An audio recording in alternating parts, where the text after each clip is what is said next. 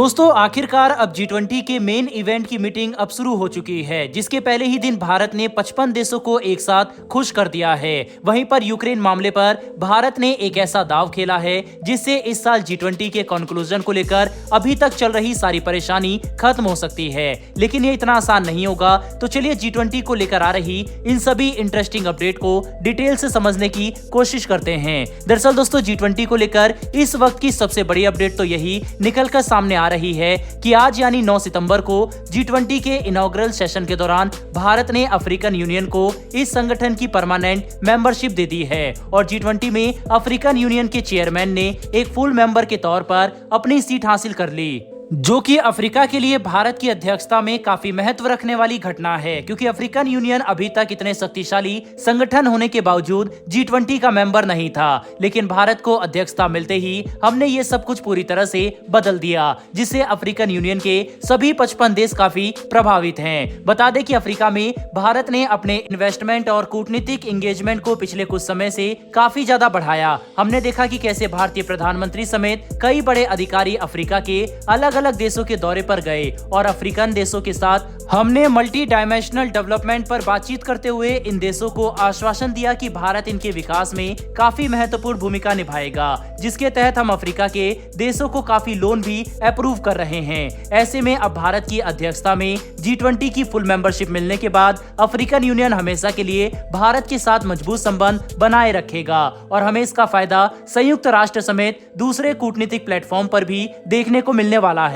वहीं इसी महीने पीएम मोदी ने एक मीडिया इंटरव्यू के दौरान ये बात कही थी कि अफ्रीकन यूनियन हमारे लिए एक टॉप प्रायोरिटी है, ताकि उन्हें इस बात का एहसास हो कि दुनिया अफ्रीका की बातें सुन रही है और उन्हें कहीं पर भी नजरअंदाज नहीं किया जा रहा। बता दें कि G20 दुनिया के सबसे शक्तिशाली संगठनों में से एक है, जो विश्व की 85% अर्थव्यवस्था अपने पास रखती है और 2/3 से भी ज्यादा आबादी का प्रतिनिधित्व करता है।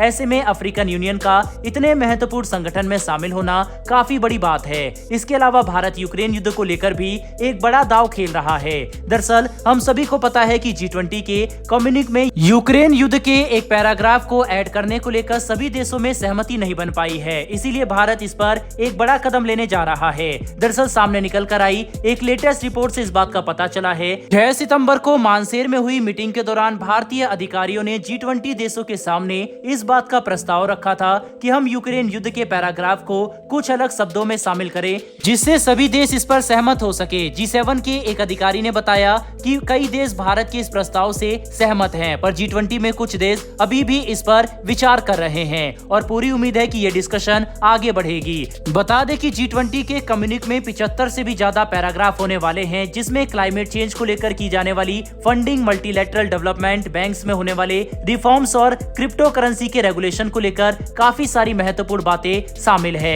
और इन सभी पर सहमति भी बन चुकी है।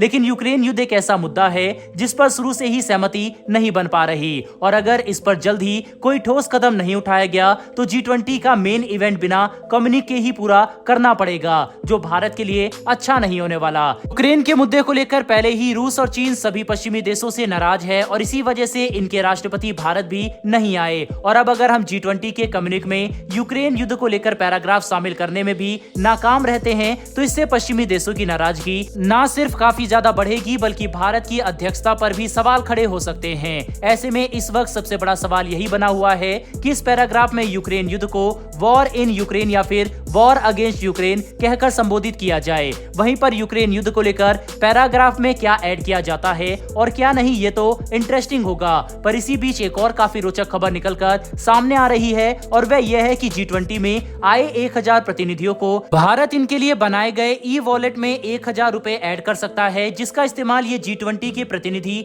G20 के दौरान स्टॉल से सामान खरीदने के लिए कर सकेंगे। बता दें कि 1000 रुपए एक काफी मामूली सी राशि है, लेकिन इसे इन प्रतिनिधियों को देने से भारत आधार, UPI और डिजिटल पेमेंट के क्षेत्र में अपनी ताकत प्रदर्शित करेगा।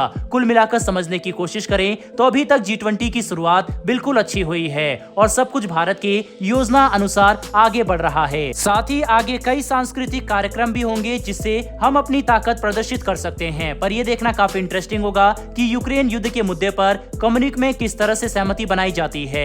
खैर दोस्तों, आपको क्या लगता है कि जिस तरह से चीन और रूस के राष्ट्रपति भारत का दौरा करने नहीं आए, क्या भारत को पश्चिमी देशों की बात मानते हुए कम्युनिक में यूक्रेन युद्ध का मुद्दा ऐड करवाना चाहिए या फिर नहीं? आपकी इस पर क्या राय है? कमेंट बॉक्स में लिखकर जरूर बताइएगा। साथ ही हमारी आने वाली डेली ऐसी वीडियो के लिए चैनल को सब्सक्राइब कर बेल नोटिफिकेशन अवश्य दबा लें। फिर मिलेंगे ऐसी एक नई वीडियो के साथ। धन्यवाद। जय हिंद।